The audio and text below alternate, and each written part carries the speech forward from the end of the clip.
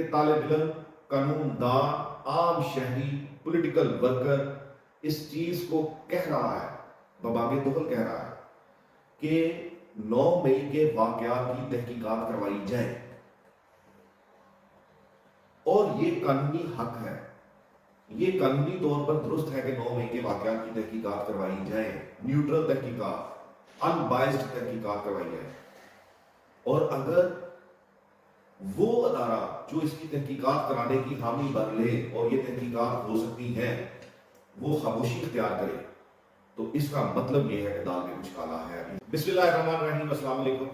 Irfan Khan advocate آپ کی خدمت میں حاضر ہے۔ میرے کچھ مغلا دوستوں نے بھرپور طریقے سے مجھے کہا کہ یہ جو 9 مئی کے واقعات اور اس کے بعد جو معاملات ہوئے ہیں ان کے بارے میں ہمیں ایک مفصل جو ہے وہ پلاٹ بنا کے اور اس کے بارے میں کہا کیا جائے کہ اصل صورتحال ہے کیا۔ میں اس ویڈیو سے کسی کی دل آزاری نہیں چاہتا، میں وہ حقائق بیان کرنے لگا ہوں جو آج سے 5 یا 10 سال بعد تاریخ کی کتابوں میں آپ کو نظر آئیں گے۔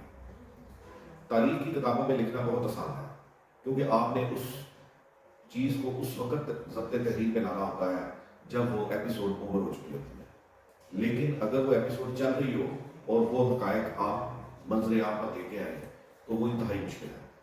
یہ وہ حقائق ہیں جن کو آپ انگلش میں اوپن سیکرٹ کہہ سکتے ہیں۔ 9 مئی کے واقعات کیا تھے اور یہ سیاسی صورتحال کیا ہوئی، اس کو قانونی تناظر میں جو ہے وہ بیان کیا گیا ہے۔ یہ خواہش تھی میرے مغلا بھائیوں کی کہ 9 مئی کیا حقیقت، کیا فسانہ، حالات کی روشنی میں وہ کیا تھے، قانون کی روشنی میں وہ کیا تھے، انتظامیہ کی مجرمانہ خاموشی کی موجودگی میں وہ کیا تھے، مسلح افواج کی خاموش تماشائی بننا اور خاموش رہنا اور یہ سارا کچھ ہونے دینا، یہ سارے معاملات جو ہیں آج حالات سے زیادہ قانون کی نظر میں ان کو بیان کروں گا۔ سب سے پہلے جو معاملات ہیں 9 مئی کے، یہ 9 مئی کا معاملہ ریٹیلیشن تھی ایک سیاسی جماعت کے لیڈر کی گرفتاری کے تناظر میں۔ ایک سیاسی جماعت کا لیڈر جو ہے وہ گرفتار ہوا، اس کے تناظر میں 9 مئی کا واقعہ جنم لیا۔ اب 9 مئی کا واقعہ کیا اتنی طاقت کے ساتھ تھا کہ لا انفورسمنٹ ایجنسیز اور بالخصوص مسلح افواج اس کو روک نہیں سکتی تھی؟ یہ ایک بہت بڑا سوالیہ نشان ہے جس کے بارے میں مکمل تحقیقات ہونی چاہیے اور اب تک مکمل ہو جانی چاہیے تھی۔ اگر یہ تحقیقات نہیں ہوئی تو یہ بہت بڑا سوالیہ نشان ہے ان قانون نافذ کرنے والے اداروں کے اوپر اور ان قانون نافذ کروانے والے اداروں کے اوپر کہ اس کی تحقیقات کیوں نہیں کی گئی۔ ہمارے قانون میں ایک آرٹیکل ہے 129 سب آرٹیکل جی آف قانون شہادت آرڈر 1984۔ اس میں کہا گیا ہے کہ ایک قانونی کام جب کسی کو کہا جائے اور وہ کرنے سے انکار کر دے یا لے تو لال سے کام لے تو اس کا نیگیٹو انفلوئنس ہوگا اس کے اوپر جو نہیں کر رہا۔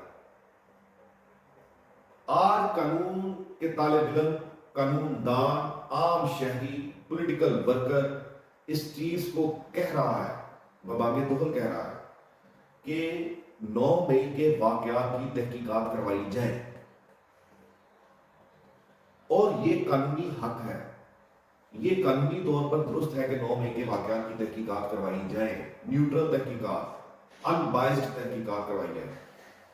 اور اگر وہ ادارہ جو اس کی تحقیقات کرانے کی حامی بن لے اور یہ تحقیقات ہو سکتی ہیں وہ خاموشی اختیار کرے، تو اس کا مطلب یہ ہے کہ دال میں کچھ کالا ہے، اس کی تحقیقات کو مکمل نہیں ہونے دیا جا رہا۔ اب یہاں پہ سوال یہ پیدا ہوتا ہے قانونی بحث کے دوران، اور کی گئی، میں ان کیسز میں بے شمار میں پیش ہوا، میں خود اس میں وکیل تھا اور اس میں میں نے خود بحث کی، میں نے خود عدالتوں کو کہا، لیکن عدالتیں بے بسی کی تصویر بنی بیٹھی ہے، خاص طور پر متحد عدلیہ وہ بے بسی کی تصویر بنی بیٹھی ہے۔ وہ آنکھوں میں ہمیں میسج دیتی ہے کہ کیا کر رہے ہیں وکیل صاحب، ہمارے پاس میں کچھ نہیں۔ ان کے لب تو سلے ہوئے ہیں لیکن آنکھیں بول رہی ہیں کہ ہم بے بسی کی تصویر ہے، ہم کچھ نہیں کر سکتے۔ تو کیا یہ آنے والے وقتوں میں اس ملک کے لیے نقصان دہ ترین چیز نہیں ہے؟ کیا یہ ملک ان اداروں کا نہیں ہے جو یہ سب کچھ کر رہے ہیں، اب کروا رہے ہیں؟ کیا ان کے دل میں درد نہیں ہے اس ملک کے لیے؟ اب 9 مئی جیسے واقعات ہونے دے دیں، فری ہینڈ دے دینا عوام کو، نہتی عوام کو، جن کے پاس نہ پسٹل ہے نہ خنجر ہے،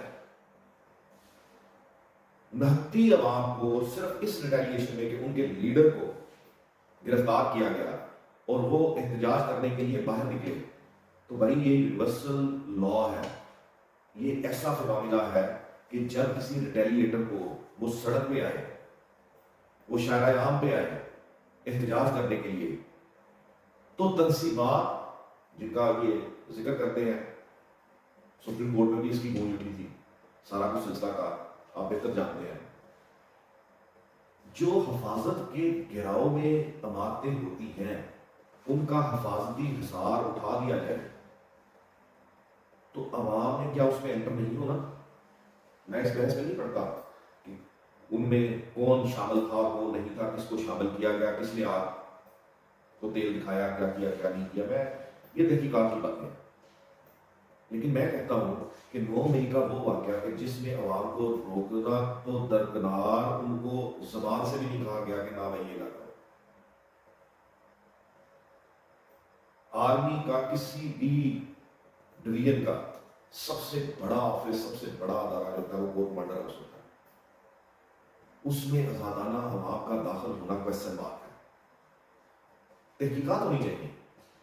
میں کہتا ہوں اگر آرمی کے اس کورٹ مارٹر ہاؤس کے جو ذمہ داران تھے، اگر وہ یہ ثابت کرنے میں کامیاب ہو جائے کہ ہم عوام کا خون نہیں بہانا چاہتے تھے، اس وجہ سے ہم نے اسٹیپ بیک کیا، تو بالکل وہ تحقیقات سامنے آنی چاہیے۔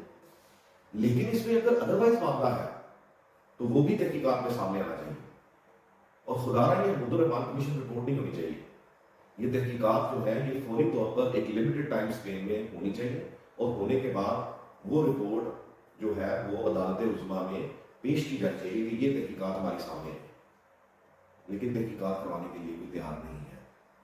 اب اس سے اگلا لمحہ بڑا پینفل ہے کہ جس کام کو کرنے کے لیے یہ law enforcement agencies free hand دے رہی ہیں، کسی کو روکا نہیں جا رہا، نہتے آگے بڑھتے جا رہے ہیں، اس واقعے کی بابت اتنا اسٹرکٹ ایکشن لینا، میں قانون دان ہوں، میرا اپنا مطبع نظر ہے قانون کی زبان میں سمجھنے سے بالا تھا، میری سمجھ سے یہ بالا تھا، میں قاصر ہوں سمجھنے سے، کہ ایک طرف پہلے آپ نے کرنے دیا، دوسری طرف اتنا شدید قسم کا ڈیٹرنس، اتنا شدید قسم کا ڈیٹرنس۔ اب یہ ایف آئی آرز میرے سامنے والی ہیں، ان میں سے 80% ایف آئی آرز میں بطور وکیل پیش ہوا ہوں۔ میں پہلے بھی بیان کر چکا ہوں کہ آنکھیں کچھ کہہ رہی ہوتی ہیں، ججز کی قلم کچھ کہہ رہا ہوتا ہے، معاملات کچھ ہیں، بے بسی کی ہوتی ہے۔ میں کہتا ہوں کہ اگر یہ بے بسی نہیں ہے تو بالکل کہ میرٹ میں فیصلے ہونے چاہیے۔ مجھے کوئی چیلنج کرتا ہے، میں آگے میرے ساتھ مناظرہ کر لیں، اوپن کر لیں، میں یہ بتاؤں گا کہ ان مقدمات میں عدلیہ بے بسی کی تصویر ہے، متحدت میں۔ بڑوں کی باتیں میں اگلے پروگرام میں کروں گا، وہ بھی میں فیکٹس اینڈ فگر کے ساتھ کروں گا، اور میں باقاعدہ دوستوں آپ کے سامنے لکھ دوں۔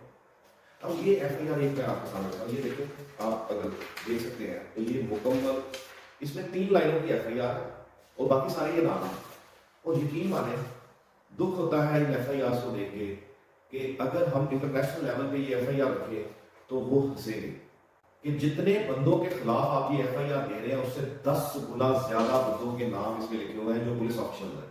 کیا جواب ہے ان کے پاس؟ اتنے زیادہ پولیس آفیشلز موقع پر موجود ہیں، یہ اپنے ہاتھ سے لکھ رہے ہیں کہ یہ پولیس آفیشلز موقع پر موجود ہیں، اور ان سے 10 گنا کم، 10 درجے کم وہ عوام ہے جو وہاں پہ احتجاج کر رہی ہے، اور یہ لا انفورسمنٹ ایجنسی ان کو اوور کم نہیں کر سکی۔ وہ نہتے تھے، کسی کے پاس نہ رابڑ لانچر تھا، نہ کسی کے پاس سٹین گن تھی، نہ کسی کے پاس نہ، کیا اس کا جواب یہ پولیس والے نہیں دے سکتے، یا ان پولیس والوں کو جواب دینے کی اجازت نہیں دی جاتی؟ اب معاملہ یہیں پہ ختم نہیں ہوتا، ایف آئی آر ہو گئی، یہ جو دفعات لگی ہوئی ہیں نارمل لائف میں، ان ایف آئی آر میں ہم 2 3 دن بعد بیل آؤٹ کروا لیتے تھے ملزمان، بے شمار، میری 24 سال وکالت ہو چکی ہے، میں نے بے شمار ایسی دفعات کا ایک ہفتے کے اندر اندر بیل آؤٹ کروا لیا. اس میں عدلیہ نے ایسا ایسا سوال تفتیشی افسر سے کیا کہ ان کے پسینے چھوٹ گئے بیل سے. یہ سوالات مجھے ودیت نہیں ہوئے، میرے تجربے سے میں نے دیکھا ہے، دیکھنے کے بعد کہ میری ایک ایف آئی آر تھی، میں ریکال کر پا رہا ہوں، اکاڑا کے مظاہرین کی. تو اس وقت کے دہشت گردی کورٹ کے جو ازداد دہشت گردی کورٹ کے جج صاحب تھے، انہوں نے باقاعدہ پوچھا تفتیشی افسر سے کہ بھائی تم 57 پولیس والے مسلح لے کے جا رہے ہو، وہ وہاں پہ 4 مظاہرین بیٹھے ہوئے تھے، ان 4 مظاہرین کو نہ تم پکڑ سکے، نہ تم ان کو اوور کم کر سکے، ان کے خلاف تم اتنی بھیانک قسم کی ایف آئی آر لکھ کے لے آئے ہو، تو تم جو یہ اتنی فوج وہاں پہ گئی تھی، اس کا مطلب تم انکیپیبل ہو، یا تم انکیپیبل ہو یا یہ ایف آئی آر جھوٹی ہے. تو اس کا فیصلہ تو ٹرائی کرے گا، تو لہٰذا میں ان کو بیل آؤٹ کر رہا ہوں.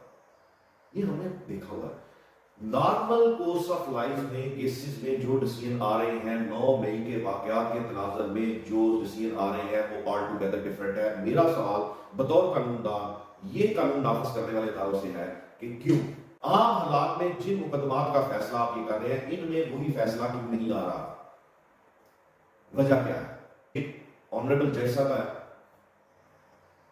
انہوں نے عجیب سا سوال کیا، کنٹینر کو آگ لگی ہے، کنٹینر کے پیسے دے دو تمہاری بیل ہو جائے گی. یہ اوپن کورٹ میں I was there, I was personally there. آپ کو پتا ہونا چاہیے کہ احتجاج کیسے ہوتا ہے. لیکن یہاں پہ جوڈیشل وزڈم سو گیا. آپ نے اس انڈر کلچز بندے کو تو سارا ملک نظام اس کو ٹھہرا دیا کہ آپ کنٹینر کے پیسے دو گے تو آپ کو بیل ملے گی. آپ نے ان لا انفورسمنٹ ایجنسیز کو بری الزما قرار دے دیا جن کی موجودگی میں یہ ہوا. کیسے 10 بندے کنٹینر کو آگ لگا رہے ہیں، 300 پولیس والا ان کے سامنے کھڑا تماشائی بن کے تماشا دیکھ رہا ہے. میرا سوال یہ ہے کہ ان کیسز میں رویہ چینج کیوں ہو جاتا ہے؟ ان کیسز میں وہی رویہ کیوں نہیں اپنایا جاتا جو رویہ عام کیسز میں تھا؟ اس کو اہم کیوں نہ؟ اگر یہ اہم ہے، میں مان لیا، اگر میری فاضل عدلیہ کا آرگومنٹ یہ ہے کہ یہ اہم کیس ہے، تو پھر اس کو اہم نوعیت کے ساتھ ڈیل کرے نا. پھر اس کو آپ اہم نوعیت کے تحت ڈیل کیوں نہیں کر رہے؟ پھر آپ اس کو کینگل کیوں لے رہے ہیں؟ تفتیش کینگل ہوگی، فیصلہ اہم ہوگا، کیوں؟ یہ تضاد کیوں ہے آپس میں؟ پھر اسی لیول کی تحقیقات بھی کروائیں اگر یہ اتنا اہم ہے. میٹرک پاس تفتیشی افسر اس کی ضمنی لکھے، اس کی تفتیش کرے اور اس کو آپ رتبہ دے دیں خاص کا، اور وہی تفتیش آپ اٹھا کے دے دیں ملٹری فورس کو.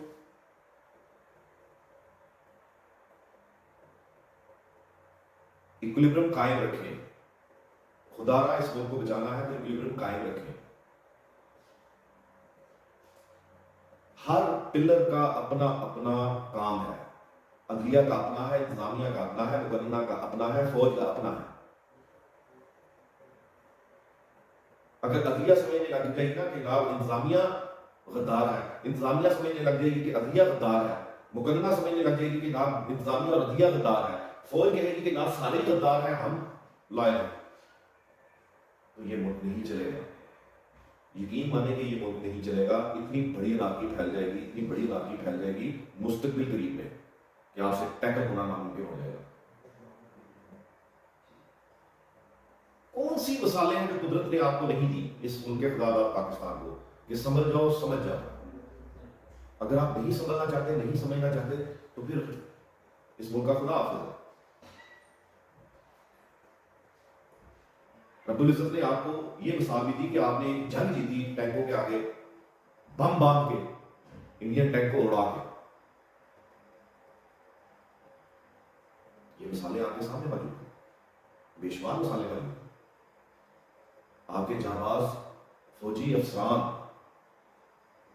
کارگل فتح کر کے ان کے بیس کیمپ تک پہنچ چکے تھے. اتنی ہمت ہے آپ میں. ہمیں یہ امپریشن کیوں عوام کو دیا جا رہا ہے کہ ہم اعلی کار ہیں کسی کے؟ عوام کو سمجھائیں، پازیٹیولی سمجھائیں گے عوام کو، تب معاملات سیدھے ہوں گے.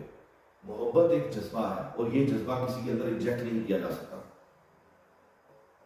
ایک انجیکشن لے اور اس کو انجیکٹ کر دیں یہ جذبہ، اس جذبے کو پیدا کیا جا سکتا ہے. کیا وجہ ہے کہ وہ آدمی کہ جس کے خلاف کوئی بات کرتا تھا تو یہ عرفان کٹ بننے کے لیے تیار ہوتا تھا کہ آپ کی جرت کیسے ہوئی کہ ہماری پاک آدمی کے خلاف بات کرے. اور آج ہمیں سوشل میڈیا بین کرنا پڑا، سوشل میڈیا کو بند کرنا پڑا.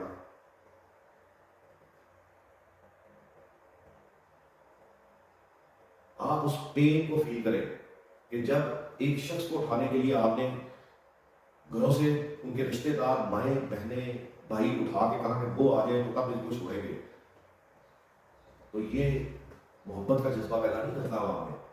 اس کے بارے میں سوچیں.